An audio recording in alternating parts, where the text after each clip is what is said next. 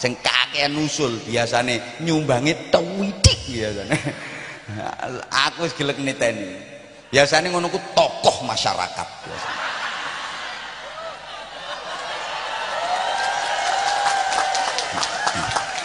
Sing warga sing cilik-cilik ini dipeleter dikongkon urunan. Nyicil iuran. Warga yang iuran. Yang tokoh ini cuma ngongkon tok ambek nyateti. Yang di atas panggung nggak berani tepuk tangan.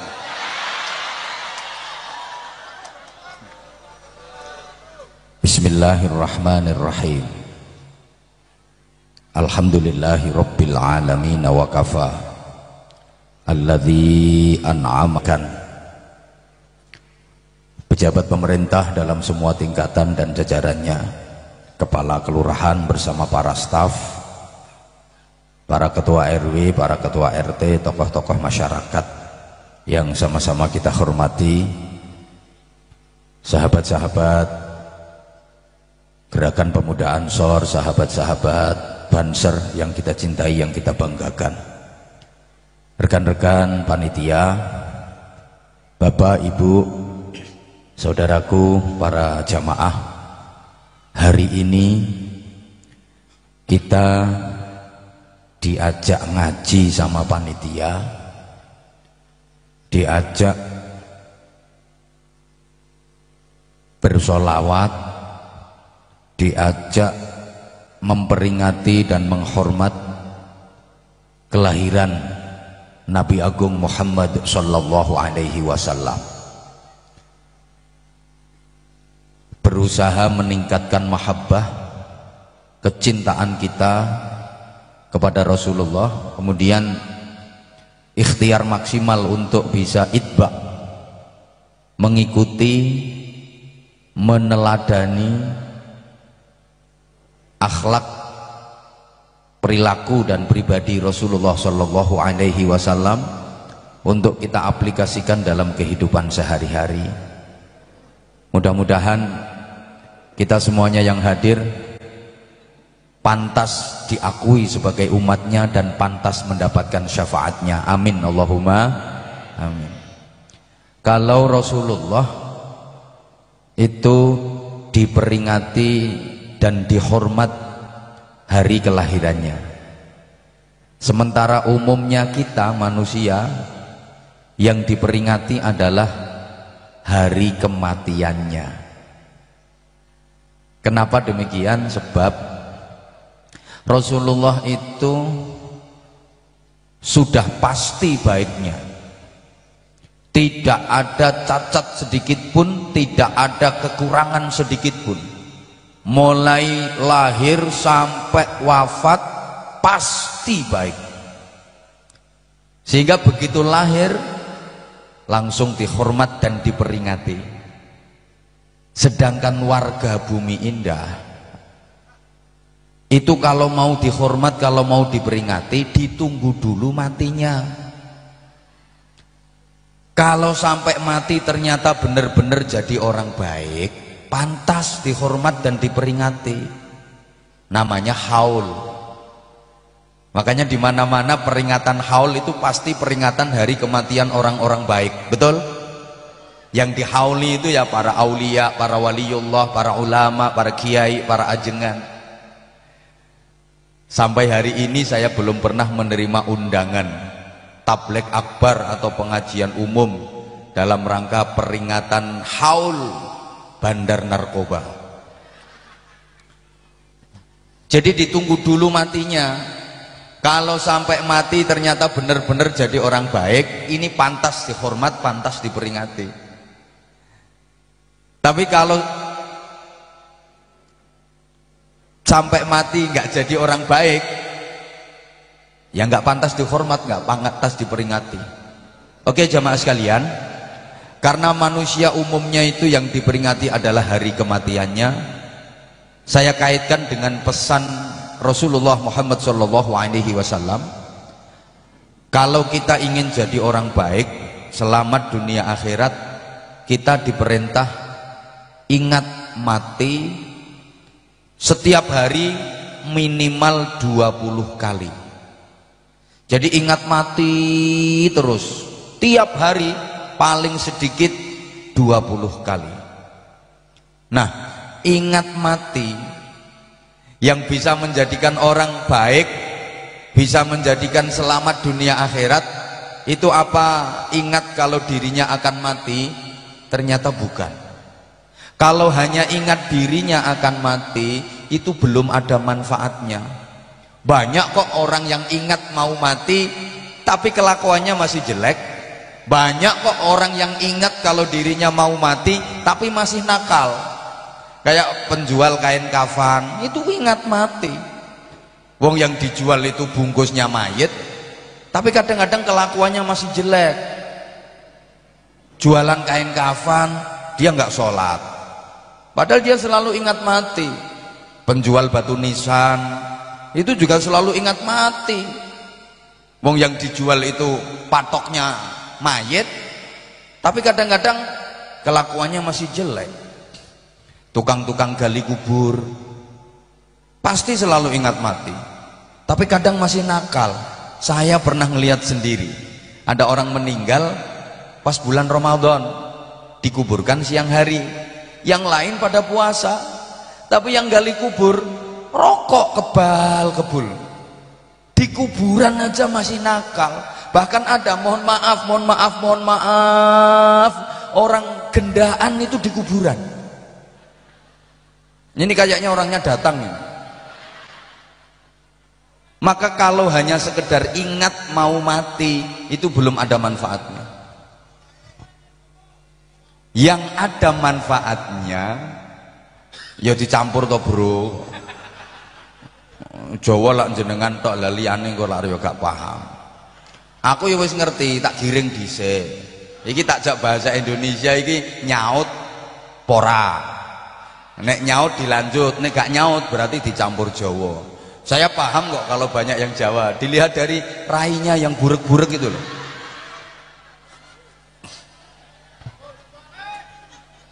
Ngapunten, gini.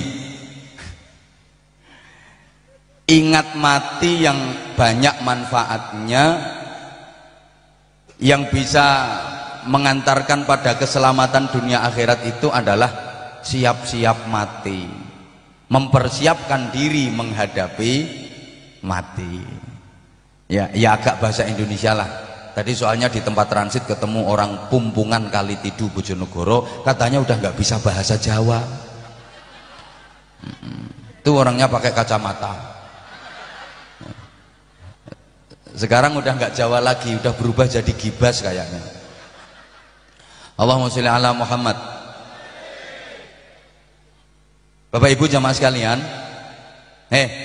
mati itu sering dikonotasikan, gak ngerti ya wong kene. Ngene, mati itu sering dianggap jelek oleh masyarakat. Mati itu sering dianggap elek karo masyarakat. Sehingga warga Bumi Indah sini rata-rata takut mati. Seakan-akan mati itu jelek banget. Makanya sampai ada omongan kayak gini. Aku krungu jare tonggomu mati. Iya. Tuturane wangel. Ora kena dituturi bolak-balik tak kandhani ora kena. Ya mati. Dadi kaya-kaya mati kanggo wong sing gak kena dituturi. Padahal para nabi, para rasul meninggal, wafat. Apa mereka beliau-beliau para nabi para rasul itu ndablek gak kena dituturi? Kan enggak toh. Aku krungu jare dulurmu mati. Iya mbak, wis oleh 4 dina. Iku ngono matine asline, kualat aku. Dadi kaya-kaya mati kanggo wong kualat. Padahal Nabi Muhammad sallallahu alaihi wasallam bersabda, al mautu tuhfatul mu'min. Mati iku jajane wong mukmin. Dadi ana wong mukmin kok mati, iku marani jajan. Mati itu hidangan bagi orang mukmin. Ad-dunya darul amal wal akhirah darul jaza. Dunia ini tempat beramal, sedang akhirat tempat bayaran. Makanya orang mati itu sesungguhnya marani bayaran kok kualat. marani gaji ya. Ada lagi al-mautu tamamun nikmah. Mati itu sempurnanya kenikmatan. Nikmat yang paling sempurna di dunia ini adalah mati. Karena mati adalah perjumpaan dengan kekasih. Mati itu berjumpa dengan Rasulullah Muhammad sallallahu alaihi wasallam. Ah ngono kuwi nek matimu apik. Ya donga dinonga, kita saling mendoakan mudah-mudahan semua yang berhadir pada saatnya nanti dikaruniai husnul khotimah. Selanjutnya, ibu bapak jamaah sekalian, mari kita merenungkan cuplikan dari sebuah hadis. Wa ahbib man syi'ta fa innaka mufariquh. Cintailah siapa saja sesukamu, tapi kamu harus tahu, kamu harus sadar bahwa siapapun yang kamu cintai akan terpisah dari dirimu. Seneng ngono sapa wae sakarepmu, tapi awakmu kudu ngerti, awakmu kudu sadar nek awakmu arep pisah karo sapa wae sing mbok senengi.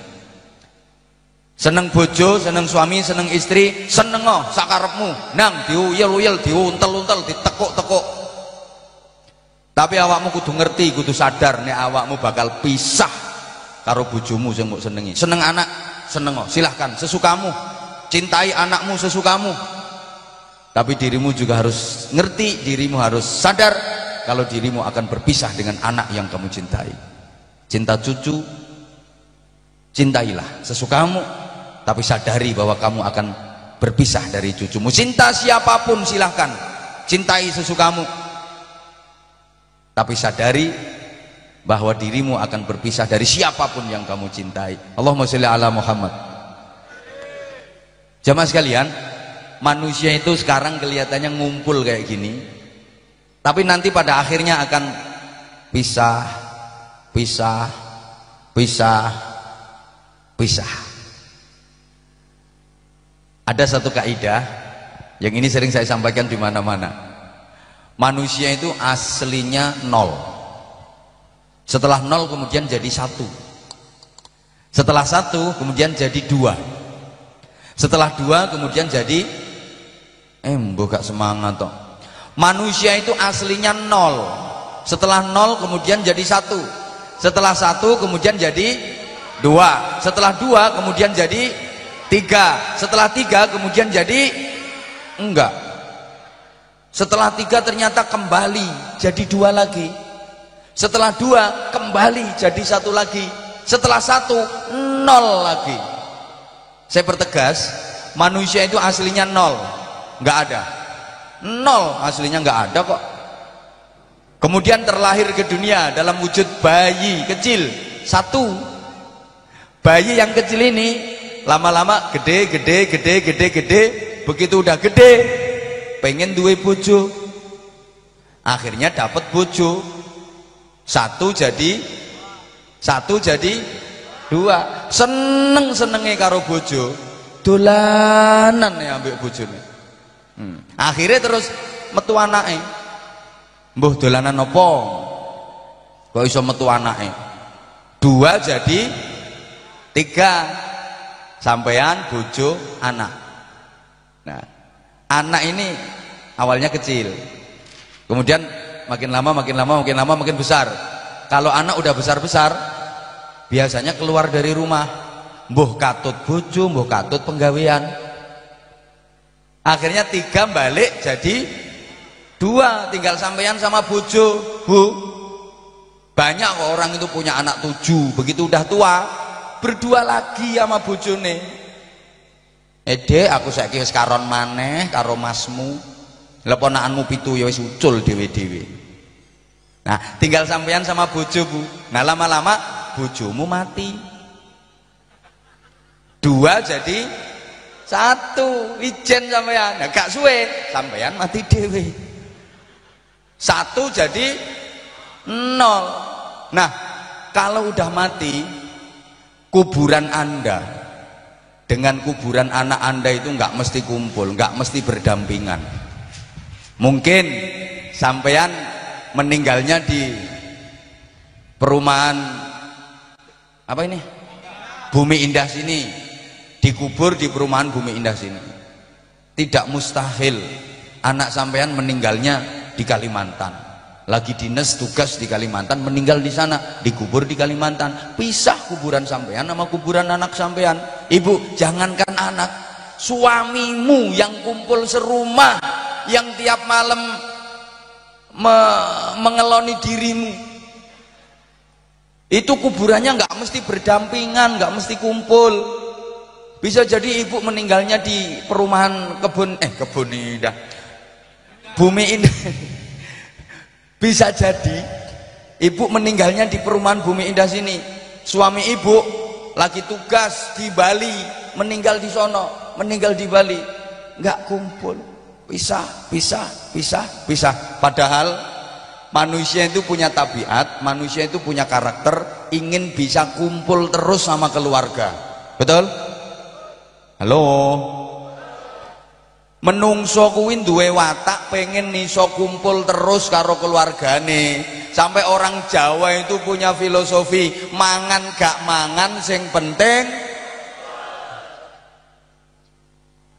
Saking pengennya bisa kumpul terus sama keluarga, enak mangan gak mangan ya wis to nak, sing penting kumpul. Ada orang itu saking pengennya keluarganya ngumpul, punya anak 5, dibikinkan rumah itu mepet-mepet ini, berjajar, berdekatan, bahkan dempet-dempetan. Kalau orang sini bilang apa ya? Empet-empetan, empet-empetan kayak gitu.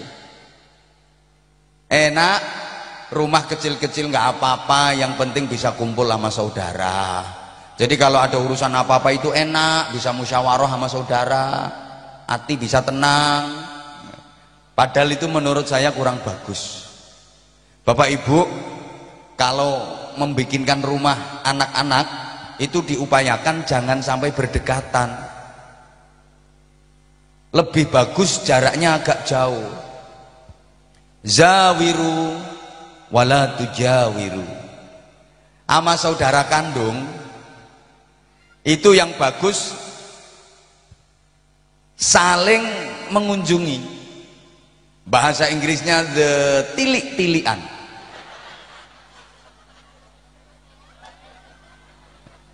Sama saudara itu yang bagus saling mengunjungi, sambang sinambang, tilik-tilian, bukan dempet-dempetan. Rumah kalau sama rumahnya saudara itu kok berdekatan, apalagi dempet-dempetan kayak gitu, itu gampang timbul masalah.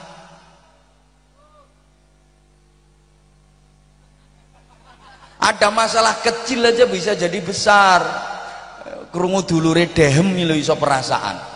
Padahal dulure ya mek langsung perasaan, yo baru oleh harisan. Lek dehem dibanter-banterno, pamer. Wong ora harisan ya ora kecer babar pisan. Saudara yang rumahnya sebelahan itu nutup pintunya kulkas, kebanteran, jebret, tersinggung. Kok pasar oleh anggur ponakane ya ora dikeki. Padahal aku nek duwe apa-apa anake kono ya tak kei. Bener nek meleki. Dulur capopo. Ada nggak yang gitu sama saudaranya? Ada. Ini orangnya datang kok. Saya tahu, pokok orangnya pakai kerudung warna merah.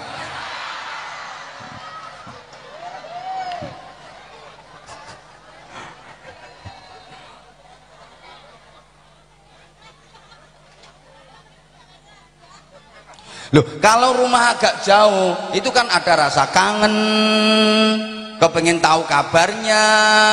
Piye yo kabare ponakanku sing gedhe kae saiki kuliahe wis semester piro, aku suwe ra rono. Ada apa-apa nggak denger gitu loh. Emang bener. Jarine wong Jawa, dulur kuwi nek adoh mambu wangi, nek cedak mambu tai. Iya, saudara itu kalau jauh bau wangi, kalau deket bau tai.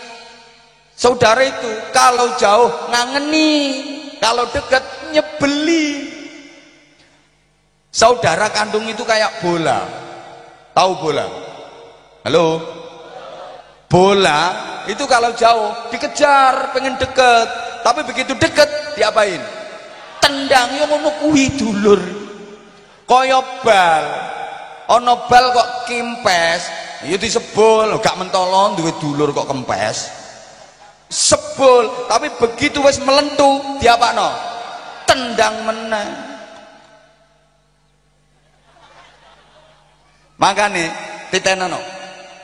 Masalah yang besar-besar itu rata-rata bukan sama orang lain. Masalah-masalah kehidupan yang besar itu rata-rata bukan sama orang lain, tapi sama saudara sendiri. Masalah sing gede-gede iki rata-rata ora karo wong jaba, ora karo wong liya, tapi karo dulure. Mangkane ya gara-gara duwe masalah karo dulure, mulane terus minggat no Tangerang.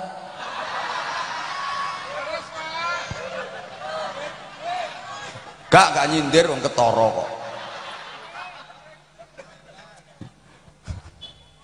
Ada lagi orang itu yang kepingin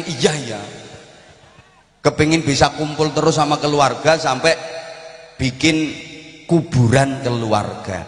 Ada kan yang bikin kuburan keluarga? Ya nggak apa-apa, kalau jenengan pengen bikin kuburan keluarga boleh kok, silahkan. Yang penting di tanah sendiri, jangan di tanah tetangga. Tapi yuk kita pikir, misalnya Anda bikin kuburan keluarga, paling bisa ngumpulin berapa keluarga sih? Tujuannya baik, tujuannya hidup kumpul, mati juga maunya gitu, urip kumpul, mati ya kumpul, makanya gawe kuburan keluarga. Tapi umpama sampean gawe kuburan keluarga, mentok iso ngumpulno kuburan piro? Paling kuburan sampean dhewe, kuburane bojo sampean, kuburane anak sampean. Nanti sampai cucu susah. Sulit, udah repot. Kenapa? Soalnya cucu sampean yo cucune besan. Lah engko nang besan sampean yo gawe kuburan keluarga dhewe. Masa kok ditugel demi persatuan? Susah. Jadi orang itu akhirnya pisah.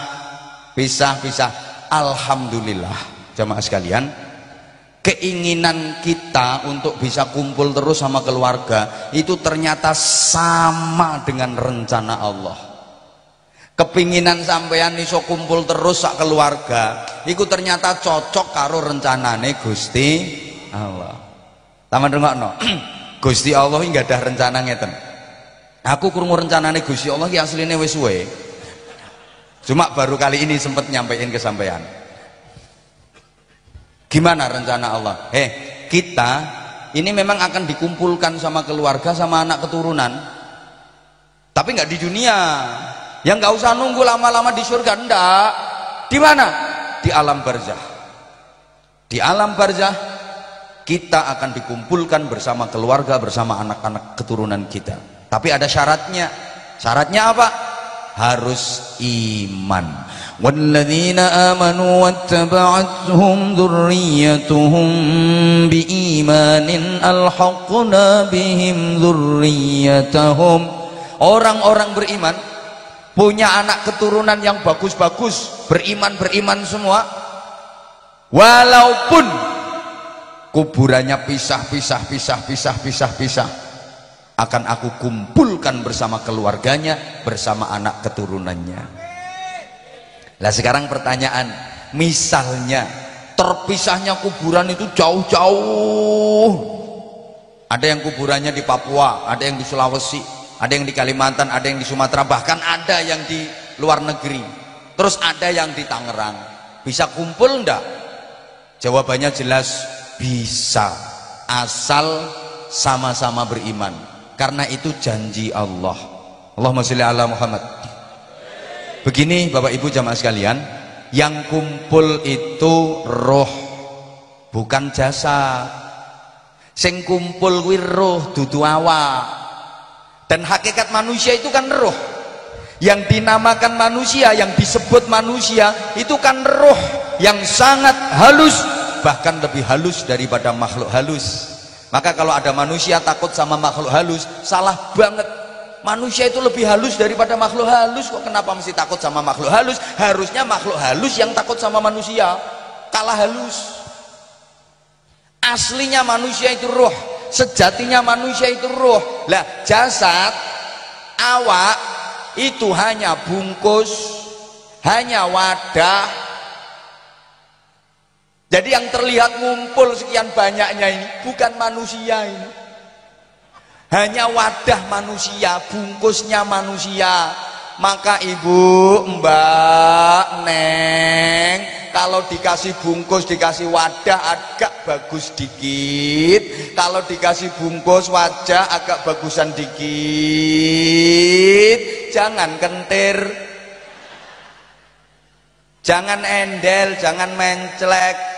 Dikasih wadah, body lumayan bahenol, wajah lumayan cantik, jalannya jendit nang sirai gobek, kemayu, genit, ditanya sama tetangga nggak mau ngejawab. Mau kemana mbak? Nggak level.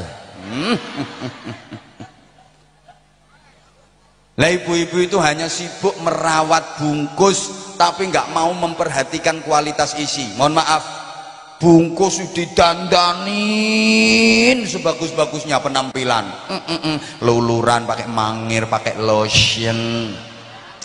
Apalagi kalau udah daerah wajah, lambe dicet, alis diaspal, pipi kanan kiri pasang lampu, kalau perlu gigi dipagerin, mbok rai mbok perumahan, pasang bulu mata palsu yang anti badai. Jadi kalau lagi dipakai terus kedep, hujan koyok kepiting jalan. Itu cuma wadah, cuma bungkus.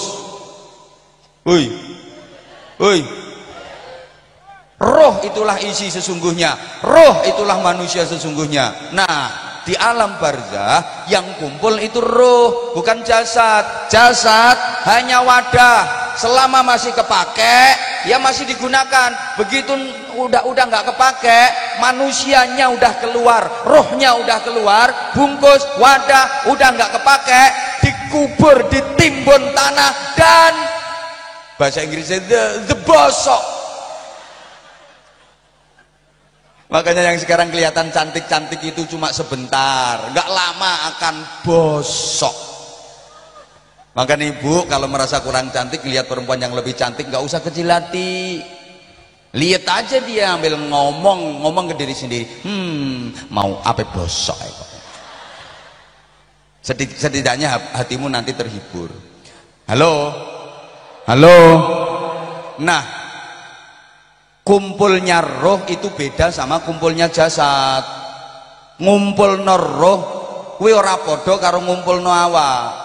Sampeyan nek pengen ngumpulno awak, pancen awake kudu dipepet-pepetno. Nek gak dipepetno ya ora iso kumpul.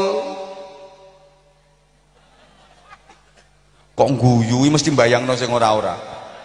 Sampeyan nek pengen ngumpulno awak pancen kudu dipepetno. Nek ora dipepetno jenenge ora kumpul. Tapi kalau roh enggak.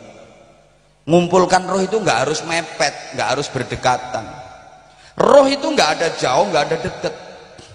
Sejauh apapun, kalau setelan imannya cocok, nyambung, dia jadi deket. Sedekat apapun, kalau setelan imannya enggak cocok, dia nggak nyambung, jadi jauh. Nah, roh itu unik. Roh itu hanya bisa nyambung dan ngumpul dengan yang sejenis. Artinya, roh yang baik hanya bisa nyambung dan ngumpul dengan roh yang baik pula. Roh jelek itu nyambung dan ngumpulnya juga dengan roh yang sama jeleknya. Understand? Roh apik kuwi nyambunge ya karo sing padha apike, kumpul karo roh sing padha apike.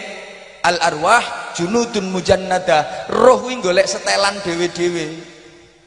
Roh jelek itu nyambungnya otomatis sama roh yang jelek pula, ngumpulnya sama roh yang jelek pula. Sehingga orang mimpi itu yang ketemu kan roh. Ini isyarah dari Allah. Di dunia aja udah dikasih isyarah.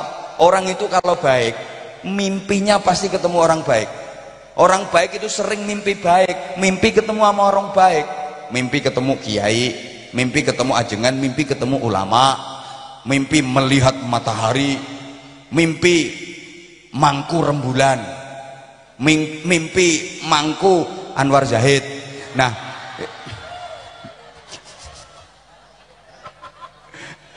gregeten gak digatekno kok.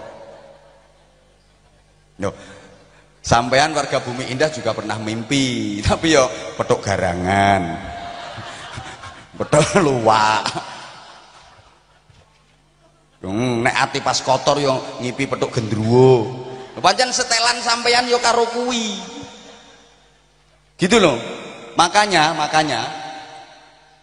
kalau ada orang ya, dia nggak pernah sholat, dia nggak pernah puasa, nggak pernah ke pengajian, sukanya mabuk, kayak kok cerita katanya semalam habis mimpi ketemu Sunan Kalijogo, yakin bujuk, goroh ngapusi algedabrus, gak ngiro, paling sing dipethuki ya Sunan Jogokali, mbok tukang ngising, mbok tukang mancing, nggak mungkin lah. Sunan Kalijogo kok nyambung sama orang yang ahli maksiat, udah nggak pernah sholat, tukang mabuk, nggak mungkin. Halo, saya jadi teringat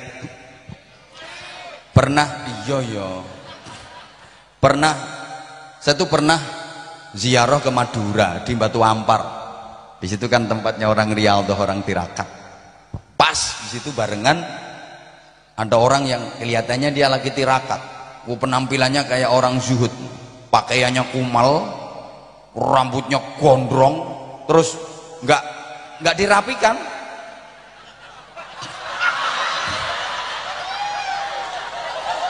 Nah, aku gak ngarani kuwi kok. Pas nokono bro. Niki kan rambutnya gondrong tapi diramut. Apik nek kuwi. Ini yang tak ceritain ini, rungokne tak antemi pisan. Ini yang saya ceritakan itu pas saya lagi ziarah di Batu Ampar sana. Woy, rambutnya memang gondrong terus gak dirawat, pakaiannya kumel, dia duduk bersila sambil muter tasbih.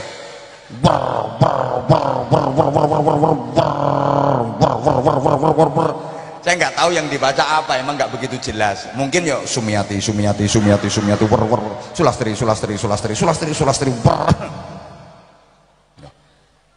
Anehnya tuh orang tirakat di situ, tapi nggak sholat. Saya berani bilang kalau dia nggak sholat, saya berani mengatakan kalau dia nggak sholat. Di situ tuh sebelum zuhur. Begitu azan waktu zuhur masuk, ini yang lain pada pergi ke masjid sholat, dia tetap aja di situ.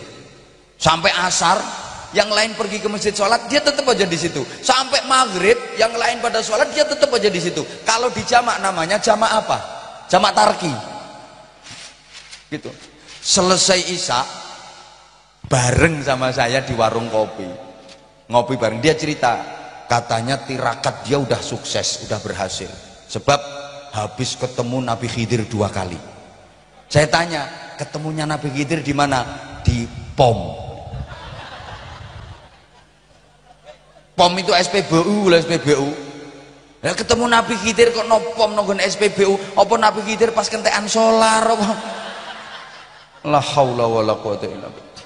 Gedabrus, nggak mungkin. Makanya jangan mudah percaya. Kalau ada orang gini, lihat dulu gimana ibadahnya dia, gimana zikirnya dia. Nggak mungkin nyambung. Woi.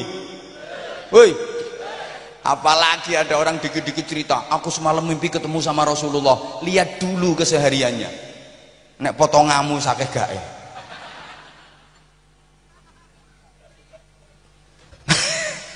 Halo. Woi.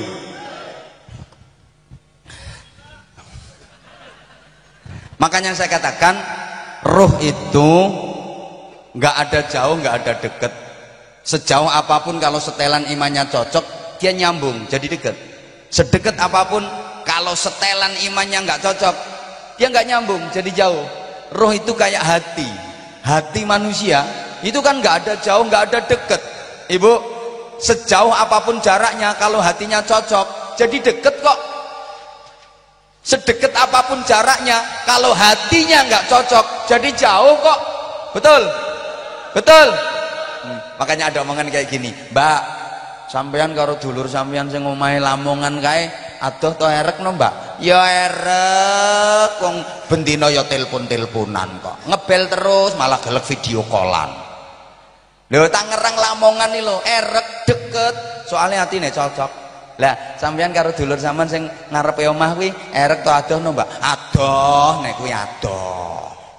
Gak tau nelpon, ya ora wong petuk ora ngomong. Ada enggak yang kayak gitu? Ada apa enggak yang kayak gitu? Ada. Orangnya pakai kerudung kuning. Yang ngerasa. Loh. Yang Lamongan Tangerang itu jadi deket.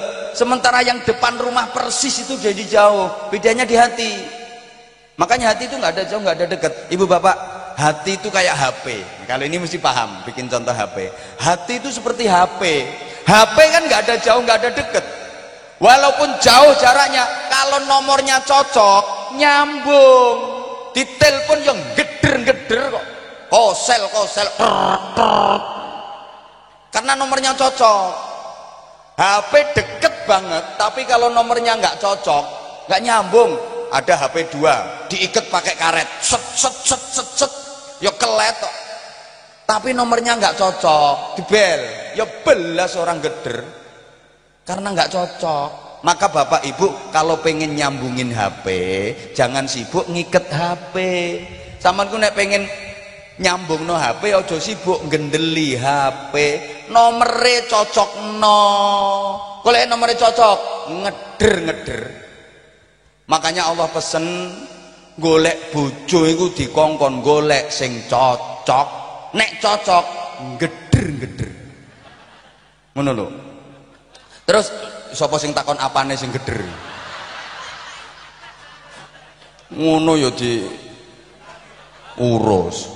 Wis jelas ya ora usah dijelas-jelasno. Ya atine sing geder kok. Oke, selanjutnya jejak. Oke, sing biasanya nyumbangnya titik biasanya. Biasanya sing rewel biasanya nyumbangnya dikit. Biasanya kayak orang rapat kakean usul. Ini masjid ini belum punya madrasah, madrasah tapi belum ada ruangnya. Bagaimana kita agar bisa bikin ruangan rapat?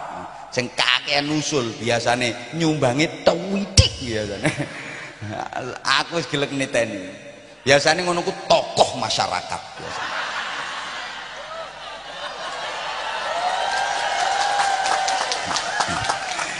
Sing warga sing cilik-cilik ini dipeleter dikongkon urunan. Nyicil iuran. Warga yang iuran. Yang tokoh ini cuma ngongkon tok ambek nyateti. Yang di atas panggung nggak berani tepuk tangan.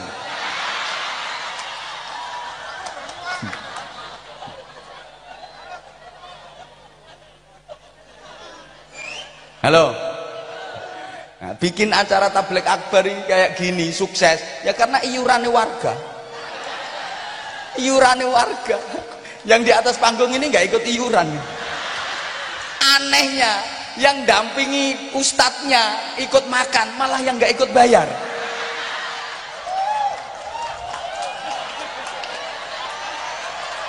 Habis ya wis nyatane ngono tenan kok. Niki kan aneh tuh. Kadang pulang masih dikasih kue, dikai berkat. Ora urun dikai berkat.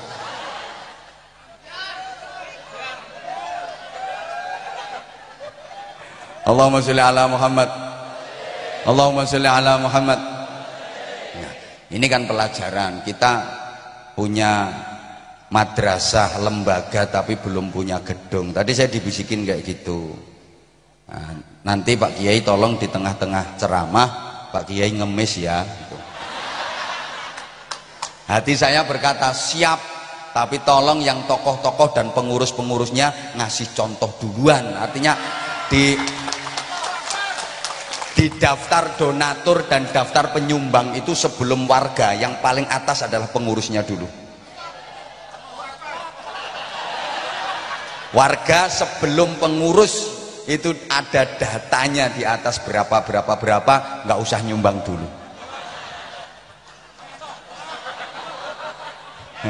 Yang nggak terima, yang marah silahkan meninggalkan majelis ini.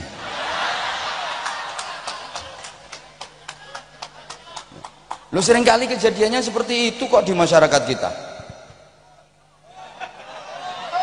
Betul? Alhamdulillah. Sing jawab betul mesti kere kabeh. Seweneng oleh dukungan gitu. Oke, nanti bentar kita ngaji dulu.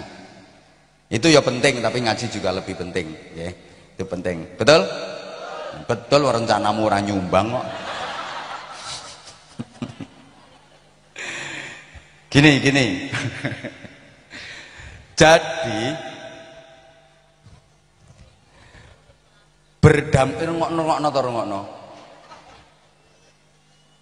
berdampingannya kuburan itu enggak jaminan bisa ngumpul di alam kubur. Yang anak sapa nangis? Nang dijejeli pentil. Iku kapan urung dijejeli pentil ra ngarah meneng. Pengapesane yo kuwi kok. Lho apa saja kalau belum ketemu pengapesane gak kira meneng. Kayak hidung keluar air, keluar darah terus, hidung keluar darah mengalir terus, namanya apa? Mimisen. Itu kalau belum ketemu pengapesannya nggak akan berhenti itu. Sampeyan kei kapas, disumpeli kapas rapet, tetap mengalir darah. Ganti kain, set tetap mengalir darah. Wong dudu pengapesane. Sampeyan pasangi baut ukuran pas, sek tetap milih gede. Wong dudu pengapesane. Begitu kena daun sirih, seret mampet. Soalnya gue pengapesane.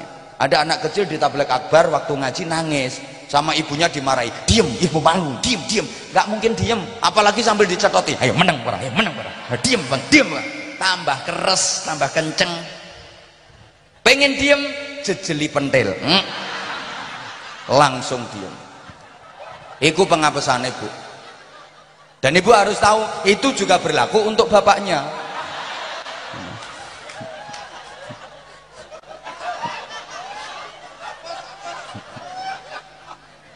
Bapak juga harus ngerti kelemahan ibu-ibu, pengapesan ibu-ibu. Misalnya punya istri cerewet banget, kata ngomel.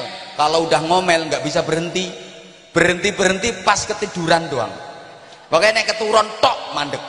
Lu ngono iku tangi, ya iso nerusno meneh. Ana wonge kudu ngireng pokoke. Lambene tipis. Ngomel ora iso leren, ora iso mandek. Mandek nek keturun. Wis keturun iki tangi iso nerusno judule ya padha. Coba bersambung. Bapak harus ngerti pengapesane. Istri kalau lagi ngomel, Pak, dinasihati nama suami, percuma. Dimarahi malah keras. Dikasih dalil, mendal. Pengen diem, tempeli duit, plek. Langsung terus sepi gak ono suarane.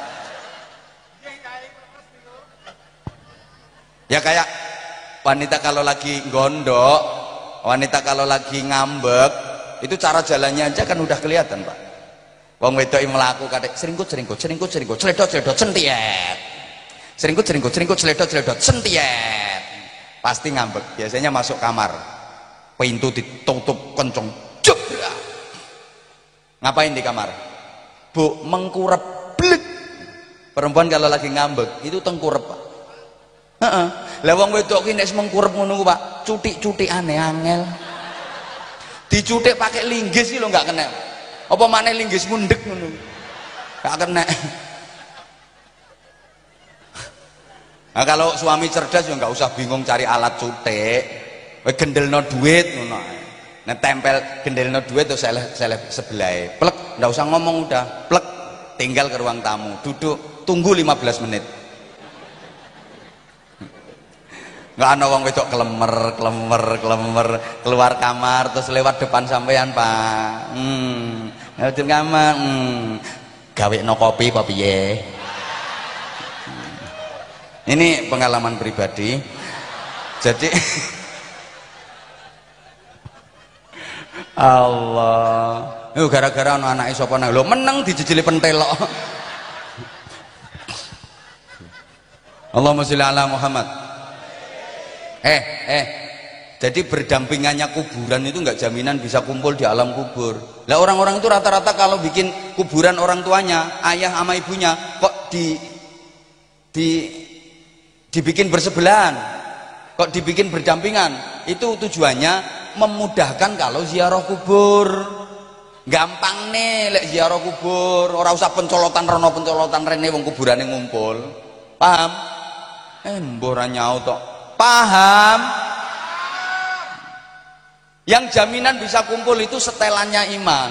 Rasulullah itu makamnya nggak berdampingan dengan istri-istrinya.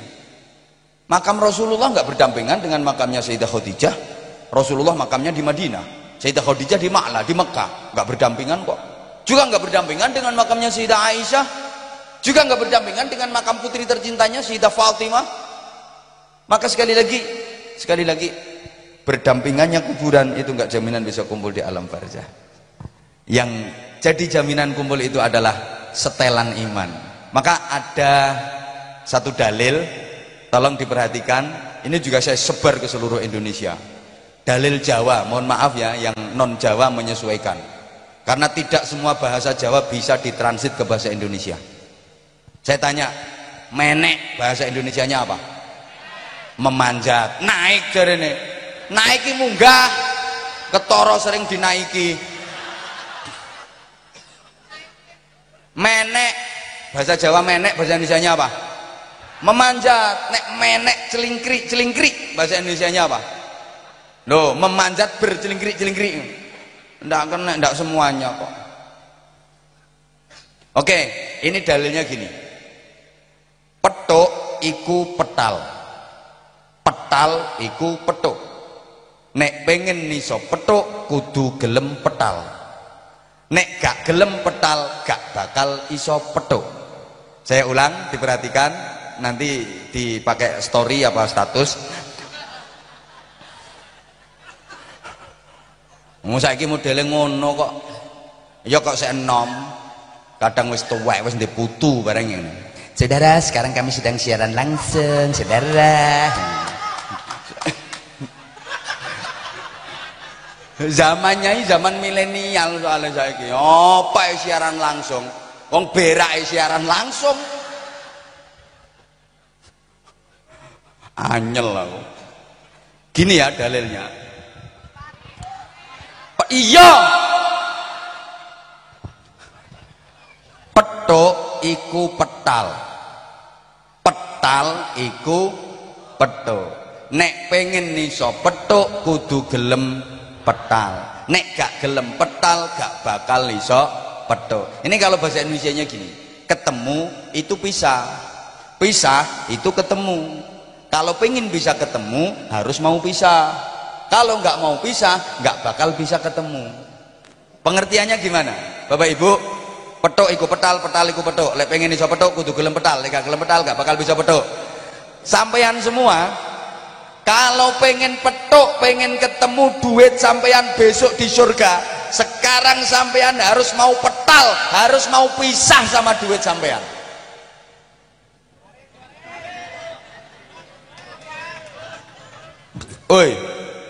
Oi, kalau sampeyan nggak mau pisah sama duit sampeyan sekarang, dipetuk terus, itu nanti duit sampeyan nggak akan petuk, nggak akan ketemu sampeyan di surga. Maka sekali lagi, nek pengen petuk duitmu nang swarga, kalau ingin ketemu duitmu besok di surga, sekarang harus mau petal, harus mau pisah sama duitmu. Duitmu petal, pisah untuk nyantuni anak yatim, nanti pasti ketemu di surga.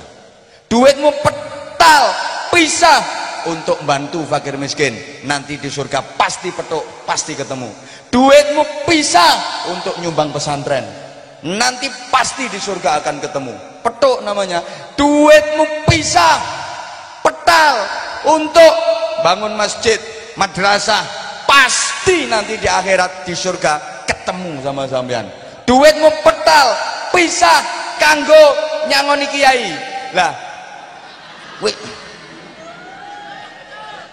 Kenapa waktu ini kok diketawain? Yang tadi kok enggak?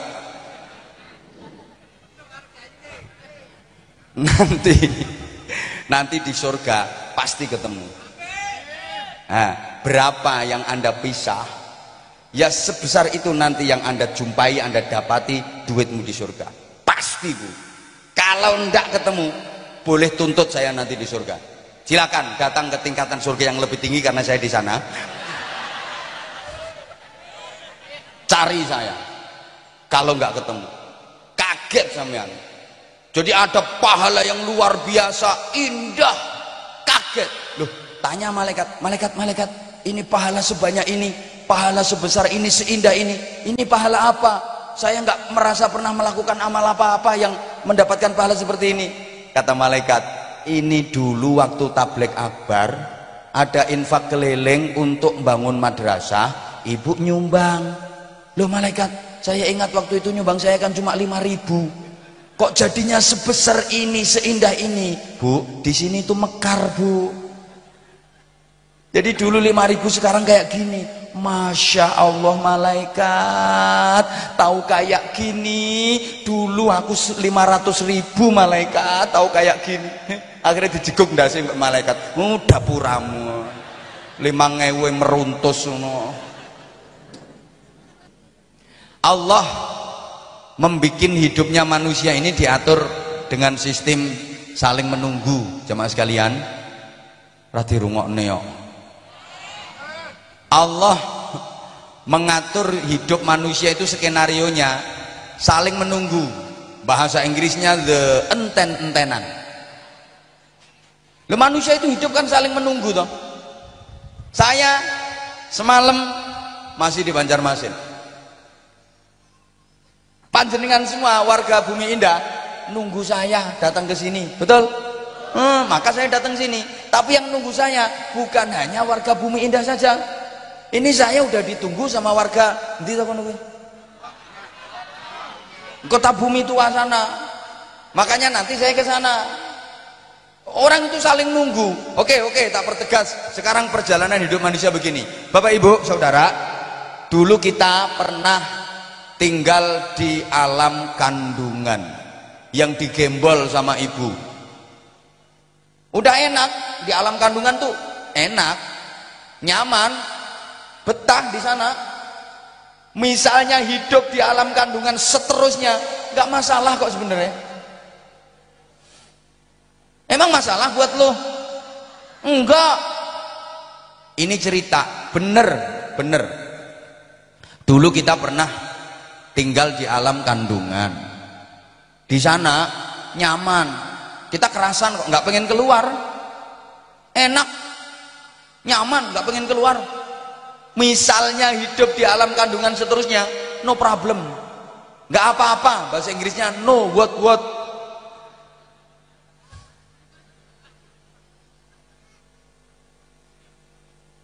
Tapi keluarga kita yang tinggal di dunia nunggu kita. Keluarga kita yang tinggal di dunia pada nunggu kapan kita dipindah dari kandungan ke dunia. Allahumma sholli ala Muhammad.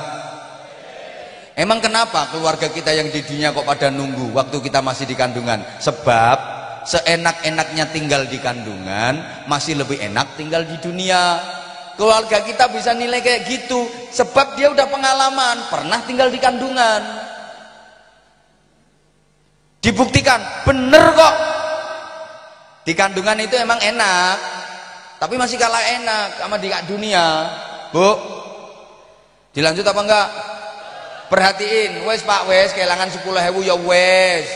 Rokok engko ana jatahe dhewe apa cuah. Dengerin aku.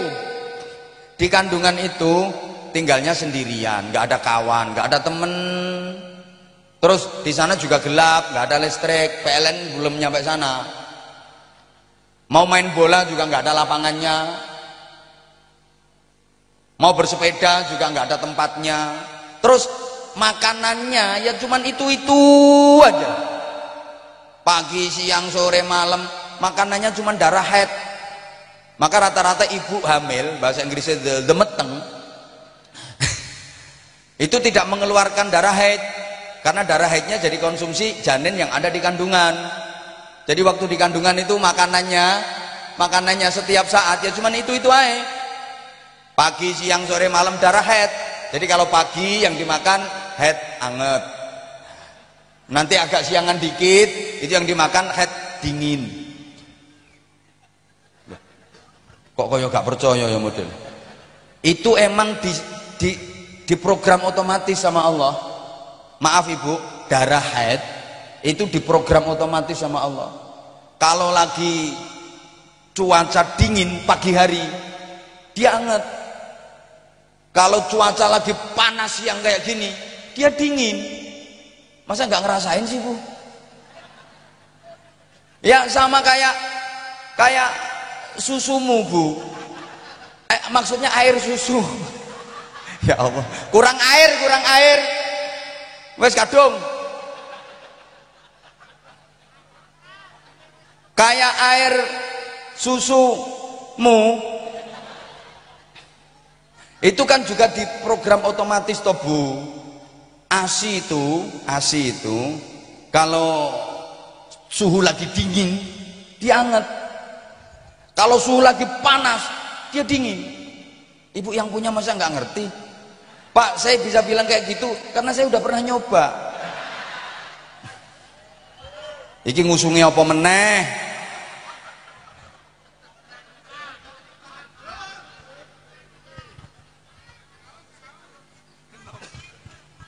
Wong aku itu loh, demi solidaritas sama jenengan semua, aku dikasih suguhan minum sekian loh, tak pegang aja enggak. Karena aku solidaritas sama jenengan semua. Jenengan klesetan di bawah, dapatnya kue cuman roti satu tok. Terus air mineralnya yo gelasan katik lemes, ditusuk malah tusuknya yang putung puklek. Aku solidaritas. Ya sini kok botol terus diwadahi piring enak-enak.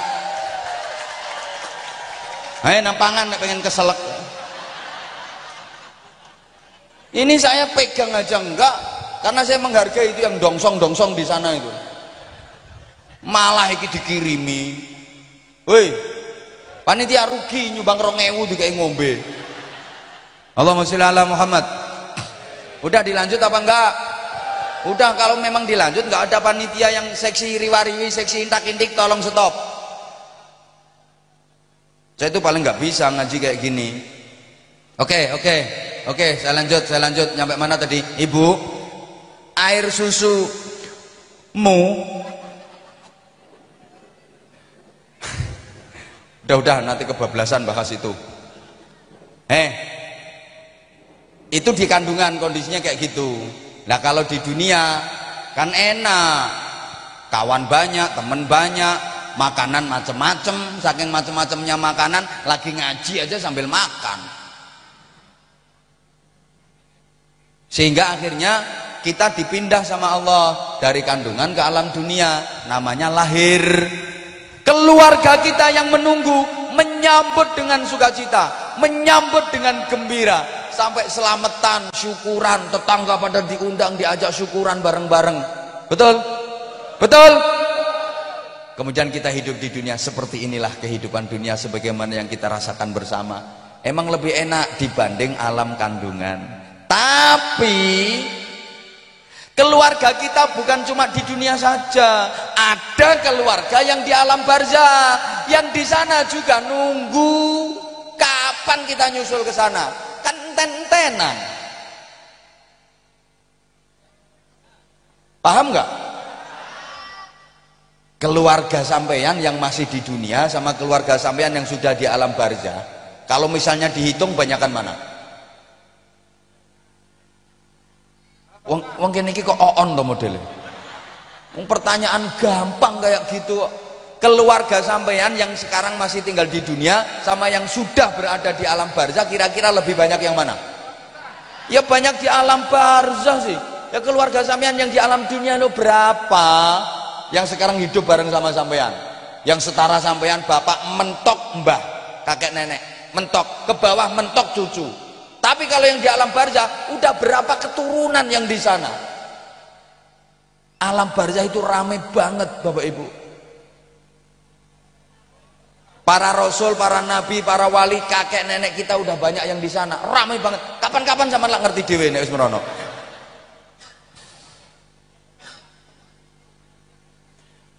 Kenapa keluarga kita yang di alam barzah kok menunggu kita kapan dipindah ke sana? Sebab betul di dunia ini udah enak, tapi seenak-enaknya di dunia ternyata masih jauh lebih enak di alam barzah. Keluarga kita yang di alam barzah bisa menilai kayak gitu. Ya, mereka udah pengalaman, pernah tinggal di dunia. Kak ngandel yo wis ditenono dhewe. Ayo kita buktikan sekarang. Seenak-enaknya kehidupan dunia itu nggak ada yang enak absolut, nggak ada yang enak murni tanpa kecampuran nggak enak. Seenak-enaknya enak di dunia pasti campur nggak enak. Halo, walaupun itu cap enak pasti ada nggak enaknya. Oh susun nih. Hoi, hoi. Semua keenakan di dunia nggak ada yang murni, pasti campur nggak enak. Ayo coba carikan Bapak Ibu satu saja. Kalau penjenengan sampean bisa membuktikan, bisa mencarikan ada satu saja di dunia ini yang enak murni tanpa kecampuran nggak enak, nanti tak kasih 10 juta cash.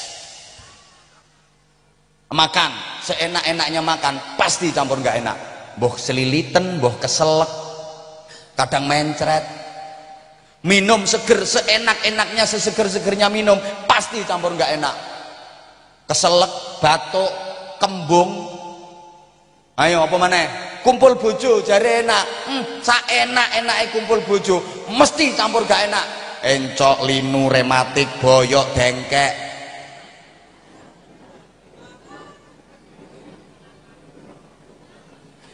Di dunia itu enak permulaannya aja, makin ke belakang makin gak enak. Itu sifatnya dunia. Maka kalau ada nasi dengan menu lengkap satu piring, itu yang enak ya sendokan pertama, sendokan kelima udah agak nggak enak, sendokan ke-15 sama sekali nggak enak. Kalau masih kecil kayak gini ngapain aja enak, jalan enak, duduk enak, lari enak, loncat enak, tidur enak, makan enak, berkelahi bertengkar sama temennya aja enak, duduk di roda dump truck saja itu enak. Anak masih kecil nyandar di tiang listrik enak. Coba main kayak gitu, berosot ban, gandul-gandul enak, jatuh aja enak. Begitu udah agak dewasa mulai agak nggak enak. Coba duduk udah agak nggak enak, jalan udah agak nggak enak, udah mulai agak tua, makan udah agak nggak enak, tidur udah agak nggak enak, semuanya agak nggak enak. Begitu tua banget ngapa-ngapain aja nggak enak semua, jalan nggak enak, duduk nggak enak, lari nggak enak, tidur nggak enak, makan nggak enak. Betul? Betul? Bojo yang ngono. Ini dilanjut apa langsung ditutup doa? Dilanjut sebentar ya biar adil. Lanjut sebentar. Jadi saya tadi mau nyampein bahwa dunia itu, mohon maaf ya, emang lagi lagi kena flu. Seenak-enaknya di dunia pasti kecampuran nggak enak. Enak di dunia itu enak di permulaannya aja, makin ke belakang makin nggak enak. Kayak anak kecil ngapa-ngapain aja enak, begitu agak tua udah apa aja udah agak nggak enak, begitu tua beneran apa aja nggak enak bener. Bojo yang ngono. Kalau masih baru, manten baru, enak bingit, bisa tiap hari, bisa tiap hari. Dapat 4 tahun, udah seminggu sekali. Punya anak 4, sebulan sekali. Itu aja harus ngingetin dulu. Engko bengi lo ya lali meneh. Umur 70 tahun ke atas, blas. Diulik-ulik wis ora untek. Adem anyep jare. Itu di dunia, lebih enak di alam barzah. Di alam barzah tuh enak absolut, enak bener. Enggak ada campur gak enaknya. Bapak Ibu sampean rungokno ya. Sampeyan-sampeyan iki nek sida dadi wong apik ya sida apa ora ya wong kene iki. Ya mudah-mudahan sida. Itu nanti di alam barzah misalnya makan nggak usah susah, nggak usah usaha, nggak usah pakai repot-repot. Kalau di dunia pengen bisa makan kan harus kerja dulu, harus masak dulu minimal. Tapi di alam barzah enggak, udah dikirim langsung dari surga. Orang baik itu di alam barzah kan ditempatkan di raudhatun min riyadil jinan, di taman-taman surga. Emang belum dimasukin surga beneran, masuk surga beneran, tetap nunggu setelah kiamat di akhirat. Acaranya gitu, belum dengar acara itu. Acarane ngono. Jadi acara mlebu swarga sing tenanan nih yo habis kiamat di akhirat nanti. Lah di alam barzah itu sudah ditaruh di taman-taman surga, di halaman-halaman surga. Udah deket sama surga. Jadi nanti kalau udah waktunya masuk surga tinggal deket, tinggal jalan dikit aja udah nyampe. Kan udah di taman-taman surga. Lah orang nakal, orang yang jelek, rungokno elek, itu nanti di alam barzah ditempatkan di hufratun min hufarin niron, di jurang-jurang neraka. Emang belum dimasukin neraka beneran, tapi udah dipepetkan neraka, udah ditaruh di got-gotnya neraka. Jangan bilang anget loh ya, yang bonyok kok anget ya, bluduk. Udah ditaruh di got-gotnya neraka. Jadi nanti akhirat malaikat kalau mau masukin neraka itu enak, tinggal nyutiin tik tik tik kecemplung neraka. Sehingga karena alam barzah itu lebih enak dan keluarga kita yang di alam barzah itu nunggu kedatangan kita, maka terpaksa Bapak Ibu sebentar lagi sampean-sampean ki terpaksa dipateni.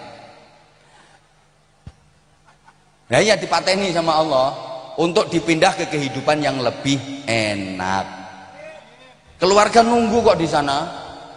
Halo, orang dunia bilang sampean mati, tapi orang alam barzah nggak ngatain sampean mati, nggak, kelahiran yang kedua. Jadi nek wong donya ngarani mati, di alam barzah disebut kelahiran yang kedua, disambut dengan sukacita. Yo syukuran, yo selamatan, tapi aku nggak ngerti berkatnya modelnya gimana, aku nggak ngerti. Saya sendiri belum pernah ke sana, jadi rakut-rakutan kayak orang pulang dari haji itu loh, disambut keluarga dengan sukacita, seneng banget. Itu, woi, kalau matinya nggak bermasalah. Allahumma sholli ala Muhammad. Gini ya, ini tak ringkes saya karena waktu. Orang mati nggak bermasalah itu gimana? Ya urusan sama Allah beres, urusan dengan sesama beres. Mati itu namanya nggak bermasalah. Urusan sama Allah beres. Taruhlah pernah ninggalin sholat fardu, udah diberesin. Pernah punya hutang puasa, udah dikodok. Punya kewajiban haji, udah dijalani. Atau minimal udah daftar naruh duit, walaupun belum sempat berangkat udah keduluan meninggal, udah beres itu. Urusan dengan sesama beres. Pernah menggunjing, memfitnah, udah minta maaf. Pernah mengelokkan itu mengenyek, sudah minta maaf. Punya hutang sudah dilunasin, ini namanya beres. Ya Allah, ono wong kok ngono apik iki gak warga bumi indah gak kira ono. Tapi Bapak Ibu ini, halo. Kalau urusannya beres kayak gitu, roh keluar dari alam dunia, waktu mati itu, roh keluar dari alam dunia, masuk ke alam barzah, sampai di alam barzah disambut dengan keluarga, ketemu keluarga yang sama-sama beriman. Seweneng terus diajak rekreasi. Di sana pemandangannya indah-indah. Api-api diajak sowan nggone wali yang sudah meninggal, bisa. Enggak bermasalah. Tapi kalau bermasalah, Misal gini, urusan sama Allah beres, sholat, puasa, zakat, udah beres semua. Tapi urusan sama sesama manusia nggak beres. Punya hutang belum dibayar. Saman kok menengeng ngaget kita duwe hutang. Kok langsung ngaget ngono lho menenge. Atau pernah menggunjing, pernah mengerasani. Bu, kenapa kalau ngerasani sebelah sini memang ngapunten Bu. Kebanyakan perempuan masuk neraka itu kan katanya nggak bisa menjaga lesan. Hati-hati Bu, dosa ngerasani, menggunjing itu susah ditaubatinya Bu. Mending orang mabuk, sekali taubatan nasuha diterima sama Allah, beres, urusan selesai. Orang membunuh, begitu dia taubatan nasuha, taubatnya diterima sama Allah, urusan selesai kok, beres. Orang berzina, taubatan nasuha, bersih, dimaafkan, diampuni sama Allah. At-taibu minadz-dzambi kaman la dzambalah. Orang yang bertaubat dari dosa itu kayak orang yang nggak pernah berbuat dosa sama sekali. Tapi khusus ngerasani repot Bu. Tobatnya repot. Contoh sekarang, contoh aja. Kerudung hijau ngerasani saya sama kudung biru. Kudung hijau ini yang ngerasani, bilang ke kudung biru, Mbak, Anwar Zahid itu gini. Kata si kudung biru, masa iya, iki beritane valid. Akhirnya maaf, kudung hijau nyesel banget. Kudung hijau nyesel, ya Allah aku kok ngerasani. Ngerti nek ngerasani iki dosa besar. Taubat kepada Allah, ya Allah ampuni aku ya Allah, aku habis ngerasani Anwar Zahid ya Allah, ampuni ya Allah. Diterima sama Allah taubatnya, berarti taubatnya udah 50%. Udah berhasil 50%. Nah, kemudian dia datang ke saya, karena yang didolimi, yang dirasani saya, minta maaf ke saya. Maaf ya, saya kemarin habis ngerasani sampean. Wong aku iki wong apian. Selangsung tak terima ngono. Free, tanpa ada imbalan apapun. Wis apa-apa Bu, biasa kayak gitu. Ya Allah, 50% pula, berarti 100% taubatnya. Nah, apakah masalah selesai? Apakah kasus ditutup? Apakah persoalan beres sampai di situ? Belum. Lah kok belum? Kerudung biru yang diajak ngerasani itu bisa stop, bisa berhenti apa enggak? Kalau ternyata kerudung biru yang diajak ngerasani itu lanjut, bersambung, kerudung hijau walaupun sudah tobat sama Allah, tobat sama saya, tetap dapat dosa karena yang ngasih modal dia. Saking takutnya, akhirnya kudung hijau berusaha nyetop si kudung biru yang diajak ngerasani tadi. Mbak, apa? Sampean wingi lak tak jak ngrasani Anwar Zahid. Ya emang kenapa? Aku njaluk tulung Mbak yo, ojo dikandakno sapa-sapa. Aku njaluk sepuro Gusti Allah. Saya udah tobat sama Allah. Saya udah minta maaf sama Anwar Zahid. Tolong Mbak ya, jangan dikatakan ke siapa-siapa, jangan bilang siapa-siapa. Kata si kerudung biru, insyaallah. Insyaallah wong bumi indah kok. Nah, kerudung biru punya teman akrab, punya teman dekat kerudung hitam. Begitu ketemu dibilangin, Mbak, aku dikabari kudung kuning lho jere Anwar Zahid ngene-ngene, tapi iki sing tak omongi sampean tok lho ya. Ojo omongno wong, jangan bilang siapa-siapa. Bener ya? Kata si kerudung hitam, insyaallah. Lah insyaallah kerudung hitam warga bumi indah. Ini apa bisa berhenti betul? Gak jamin. Si kerudung hitam punya teman dekat kerudung merah. Akhirnya sak bumi indah lho insyaallah kabeh. Lagi gak yang ngelumpuk dosane sono nggone akhirat. Weh, tukang rasan-rasan rungokno. Wong ngene ceramah-ceramahe dirasani dikira gak ngerti ngono. Ngerti aku ana sing ngrasani. Tambah ganteng ya wong jare. Makasih. GR kok ditunggoni ke jam 09.00. Mohon maaf.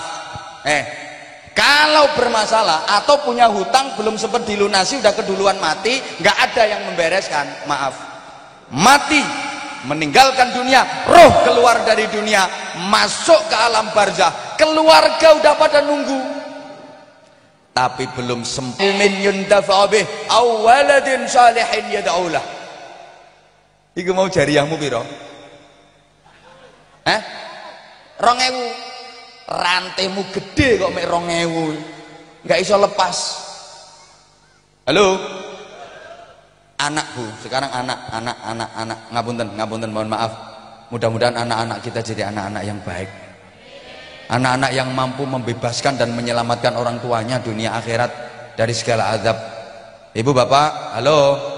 Loh, anak itu kalau baik orang tuanya meninggal kan dia mikir. Misalnya ibunya meninggal. Kudung biru apa nanti bar ngerasani aku. Oh kudu pipis. Ya. Bentar tinggal doanya ini. Ya kuwi wong loro kuwi kudung biru mek kudung ijo kuwi. Bar ngerasani terus apa minggat. Bentar Bu Lurah sebentar. Tinggal doanya ini Bu. Bu, sebentar minta waktunya sebentar. Oh, Ibu Lurah udah minta selesai, udah ingin selesai. Oke. Alah menengo sampean. Ora dadi lurah melo-melo usul. Dah sekarang diem, maaf.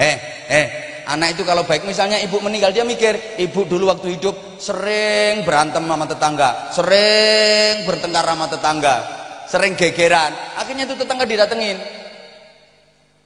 Tante, apa nak?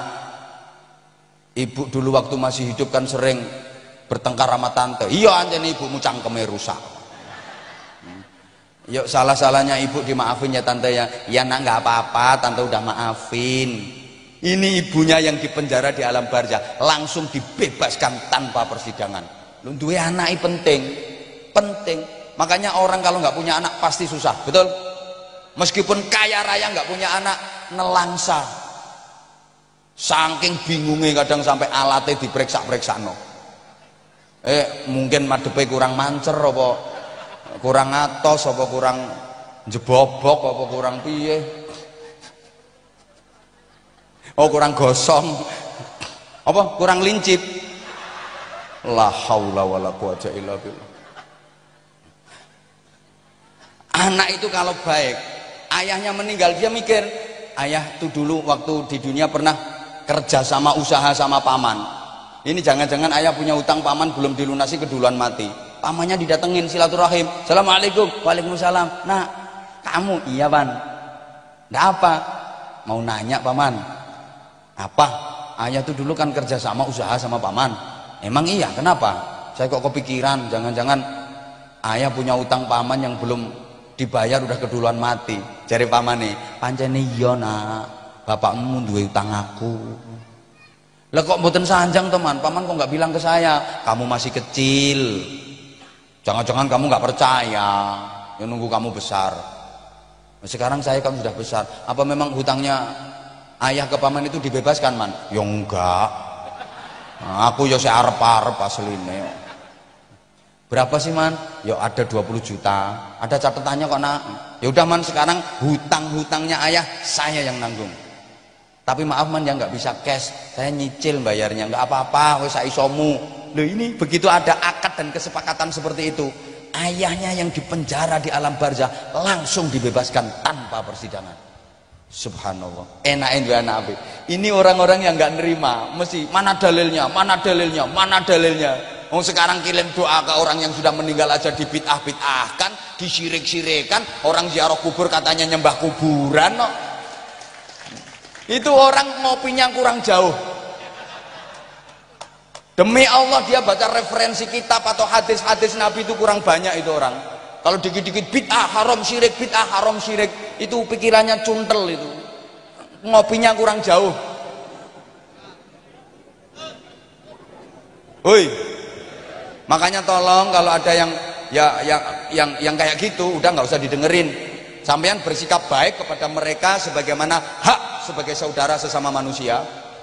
Tapi sampean nggak usah memusuhi mereka. Kalau bisa ya diingetin. Kalau nggak bisa ya udah lana a'maluna walakum, saling menghargai, saling menghormati asal mereka nggak rese. Ngono lho, kalau mereka resek, cacing didiki keloget-keloget tok, Bro. Apalagi menyangkut akidah. Tapi jangan mudah terprovokasi. Ingat, sekarang lebih banyak tukang kompor daripada tukang lem. Nggih, hati-hati. Ini tukang kompor lagi marak-maraknya ini.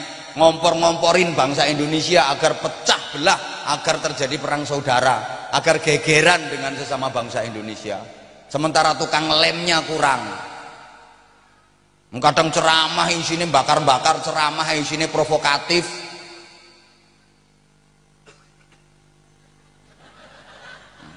Ya memang resikonya tukang ceramah. Saiki kudu hati-hati. Hati-hati, ngomong kepleset dikit langsung bermasalah. Loh, ngono kuwi. Makanya bayarannya larang ya pantes, resikonya gede. Resikonya, Bro. Resikonya besar. Nah, aku omonganku ket biyen ya wis ngene iki kok mau dipermasalahno takon muter ceramah aku mulai bawian. Gayaku iki ket biyen ya wis ngene iki, Bro. Aku wis karek ngono tok. Seneng ngrungokne, gak seneng minggat to. Seneng dengerin, gak seneng kupingmu tetelen. Aku ngono. Apa ribut? Emang masalah buat lo?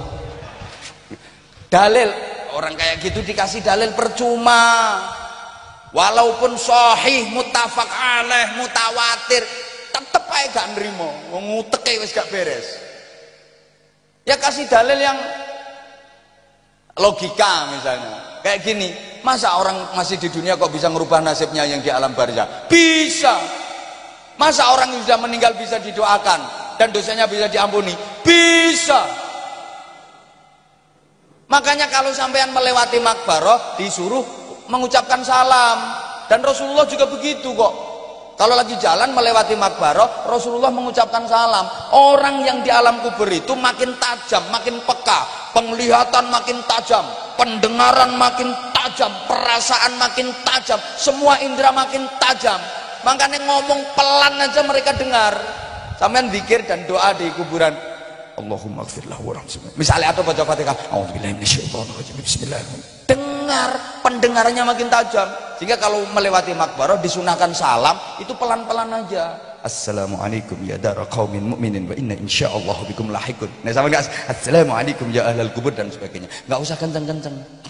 Ada orang lewat di kuburan dia kenceng banget. Assalamualaikum ahlal kubur. Ditegur sama temennya, ngapain kenceng-kenceng? Kuburannya kan luas, nanti nggak dengar semua.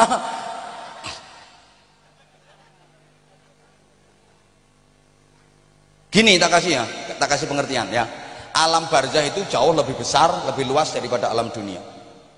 Membandingkan luasnya alam barzah dengan alam dunia, itu sama dengan membandingkan luasnya alam dunia dengan alam kandungan. Ibu bapak, sekarang tinggal di dunia, terasa luas. Kita melihat alam kandungan sempit, kecil, betul? Ya Allah, nggak nyaut. Kita yang lagi tinggal di dunia ini merasakan dunia begitu luas, kita melihat kandungan itu kecil dan sempit, betul? Seperti itulah nanti ketika kita sudah berada di alam barzah, kita merasakan luas dan besar. Kita melihat alam dunia itu kecil dan sempit seperti sekarang ini kita melihat kandungan. Walaupun dunia itu kecil, tapi bisa merubah keadaan di alam barzah. Kalau saya gambarkan, alam barzah itu ibarat TV, alam dunia ini remote-nya. TV sama remote lebih besar, TV sama remote lebih gede. Kok iso remote itu? Ya gede TV nih. Alam barzah sama alam dunia lebih gede alam barzah. Alam barzah TV, alam dunia remote. Tapi remote itu meskipun kecil bisa merubah channel-channel acara di televisi. Makanya Bapak Ibu kalau nggak suka acara di televisi, menurut Bapak Ibu acaranya kok jelek, pengen ganti channel, pengen ganti acara, jangan televisinya yang dibanting. Kok nang TV ini mbok tutui, mbok gelundung-gelundung no. Cari aja remote-nya, cetek, rubah channel. Paham? Paham? Maka anak-anak kita yang masih tinggal di dunia ini bisa menjadi remote yang merubah channel nasib kita nanti di alam barzah. Didien sing apik anak-anakmu. Moh kon tambah meneh moh. Kurang nanti malam kita ngaji lagi. Deket kok nggak jauh katanya di Kota Bumi. Kota Bumi 2. Di Kota Bumi 2 insyaallah kota lama ya. Saya 2 hari, kali ini hanya 2 hari di Tangerang, karena kemarin udah 4 hari di Kaltim, 1 hari di Kalsel, langsung tambah 2 hari di Tangerang ini. Nek tak terus no neyeng.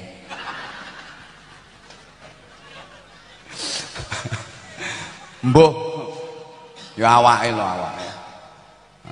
Mudah-mudahan tebel amplope tebel. Nek pengen yo bojomu kongkon tiru aku. Ayo, segala salah dan hilaf yang pasti ada karena keterbatasan saya, mohon maaf yang sebesar-besarnya. Mari kita akhiri dengan doa sederhana, mudah-mudahan majelis ini dibarokai dan diridhoi Allah Subhanahu wa taala. Semuanya yang hadir maslahah manfaah fiddin wad dunya wal akhirah.